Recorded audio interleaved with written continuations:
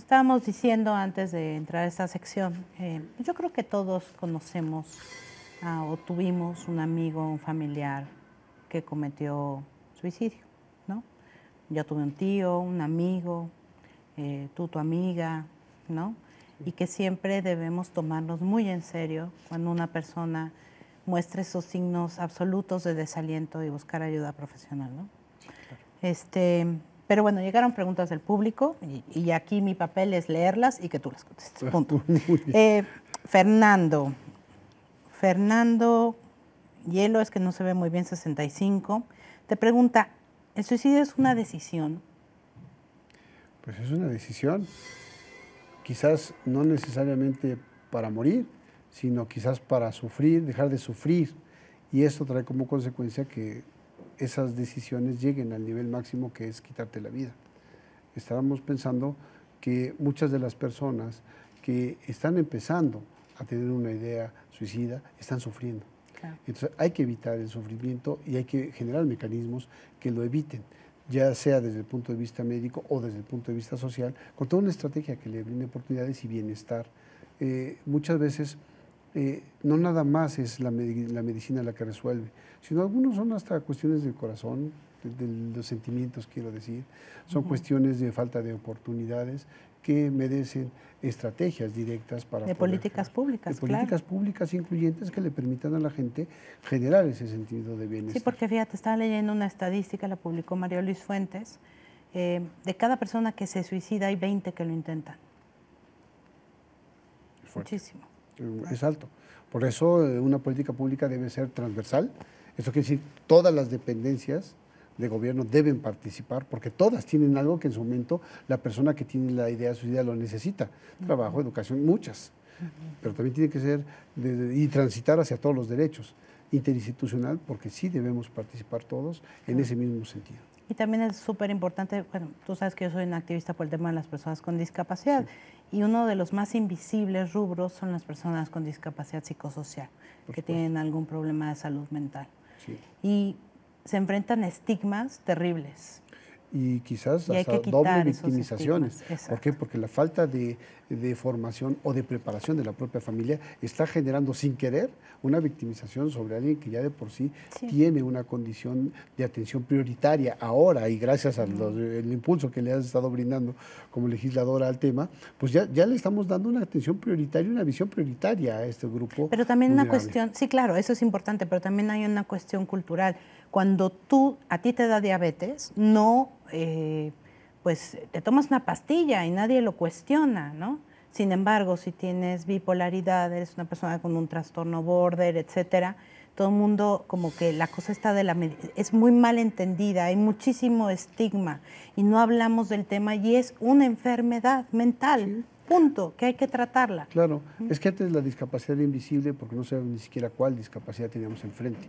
Por eso estrategias que se han impulsado en el gobierno del doctor Mancera van asociadas a primero conocer a las personas con discapacidad. ¿Qué quiere decir eso? Identificar los tipos de discapacidad que hay y después reconocerlos para brindarle los elementos que le permitan bienestar en cada uno de los diferentes tipos de discapacidad que hay.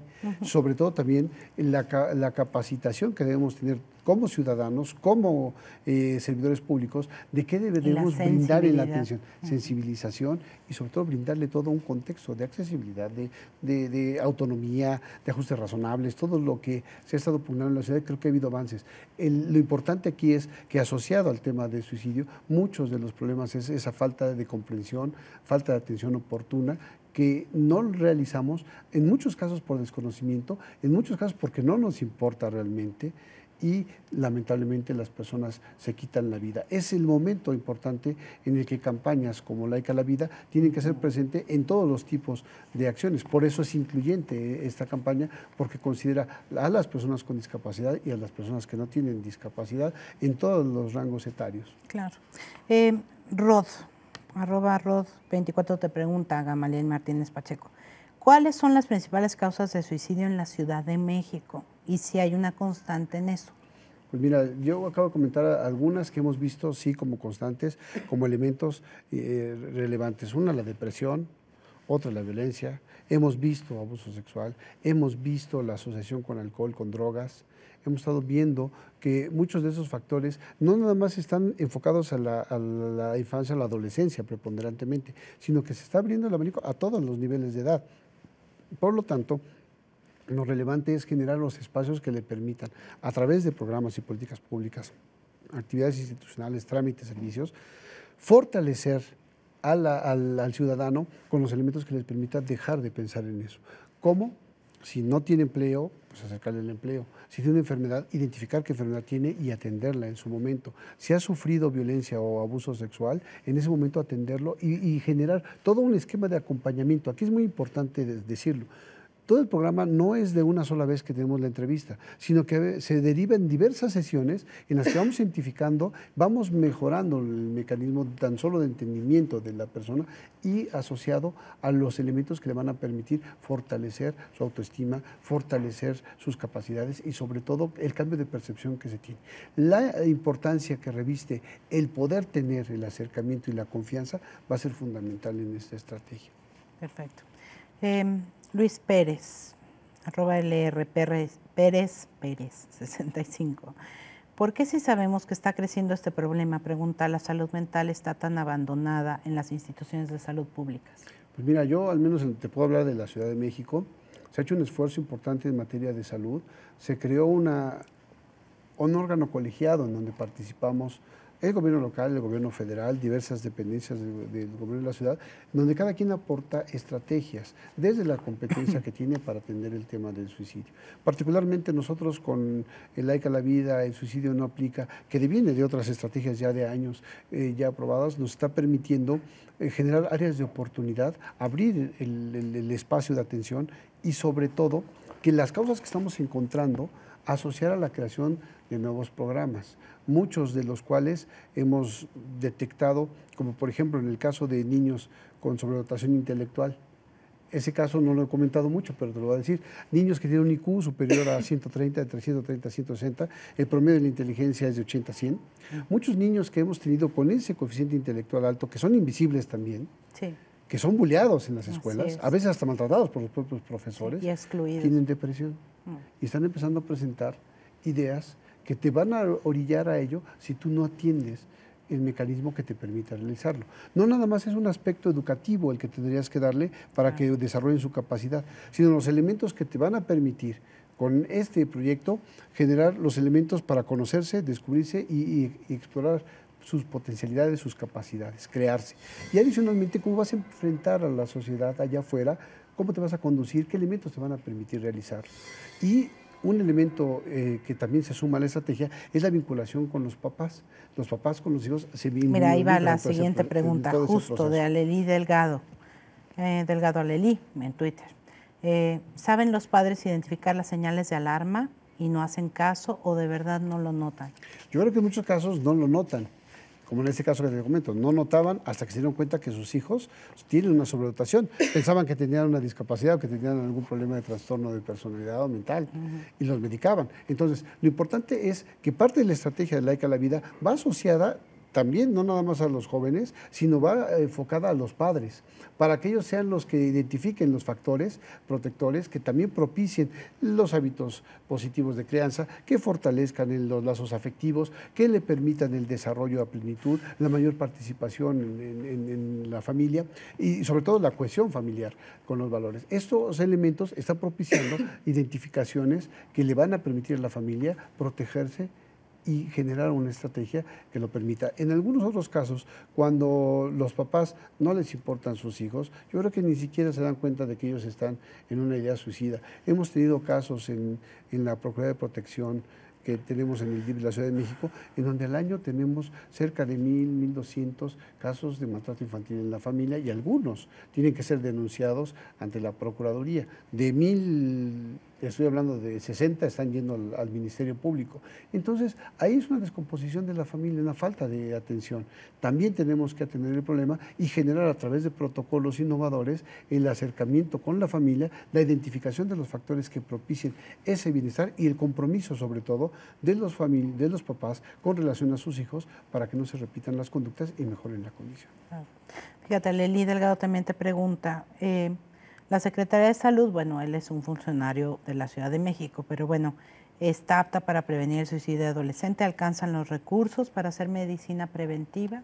Mira, yo creo que si lo vemos desde el punto de vista solo de salud pública, pues yo creo que hay muchas necesidades en la ciudad.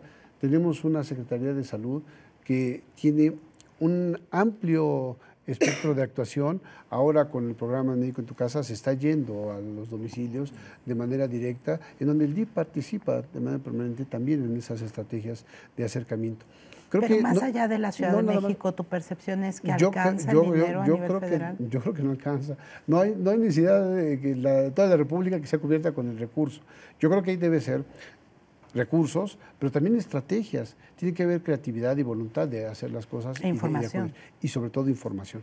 Por eso Laica a la Vida se vuelve el primer paso informativo para saber que existe una alternativa para poderse acercar. Por eso la invitación hacia los medios de comunicación, hacia todos los actores políticos, aquí no es de colores, no se trata de partidos, se trata de una causa. Y la causa es por el bienestar de las personas que en su momento están teniendo una problemática de la cual no encuentran la salida y quizás con una plática, con un acercamiento, con una charla, no necesiten la medicina, sino lo que necesitan es ser escuchados, lo que necesitan es una acción concreta del gobierno que está preocupado por ellos, que tienda hacia el bienestar que necesitan realizar o necesitan recibir en ese momento para evitar esta conducta. Así es. Por ejemplo, Ángeles Ramírez no es tanto una pregunta, sino un comentario, dice, las enfermedades mentales no solo se tratan con medicamentos, es toda una terapia, masajes, alimentación, ejercicio, socializar, psicólogos. Tiene toda la razón. Coincido, ¿no? Con ella, Plento. Ok. Luego, Patricia Corona te pregunta, ¿el suicidio es el reflejo? Bueno, no, es también una editorial. Patricia Corona dice, el suicidio es el reflejo de cómo está nuestra sociedad, es un vacío existencial ocasionado por muchos motivos. Multifactorial, como lo hemos dicho, en donde todos tenemos la responsabilidad de hacer algo, desde los amigos que conocimos y que ahora en la experiencia de lo que ya nos pasó, estamos seguros que vamos a hacer algo. Lo importante es que hemos tenido la oportunidad de hacerlo, como me preguntabas, ¿de qué cosas a lo mejor te arrepientes? De no haber hecho algo al que tú quieres. En ese momento quizás para mí hubo un arrepentimiento, pero ahora tenemos la oportunidad de hacerlo, y no por Gamaliel, sino realmente porque nos damos cuenta de que toda la gente necesita una acción de bienestar. Y otra cosa, fortalecer en ellos, no nada más el recibir los derechos inherentes al ciudadano, sino poder lograr esa corresponsabilidad, en el sentido de que si yo soy mexicano y me quiero, voy a querer a mi hermano mexicano y vamos a ayudarnos, vamos a propiciar el bienestar.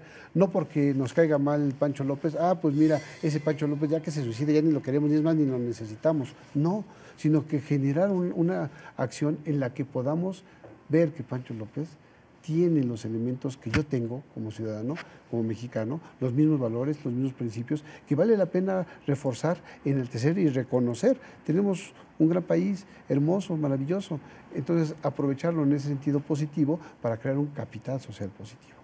Todos somos importantes. Todos somos importantes. Muchas gracias, Gamaliel. Es un honor, de Muchas verdad, Katia, no gracias. sabes cuánto te aprecio este espacio. Tu mamá, ¿qué dice que te decimos Gamaliel todo el mundo y te llamas Gustavo Gamaliel? Pues mi mamá ya se acostumbró a decirme Gamaliel. ¿Ya también? Sí. Pero de chico te decían Gustavo en tu casa. De chico me decían Gustavo, me decían flaco, ahora ya no soy tan flaco, pero las mamás siempre nos ven con cariño como nos encontremos. Yo la quiero mucho y de verdad ha sido un aliciente, ella y mi padre, en muchas de las cosas que estoy haciendo, y creo que pues es la formación que tiene uno. Muy bien, gracias. Muchas gracias.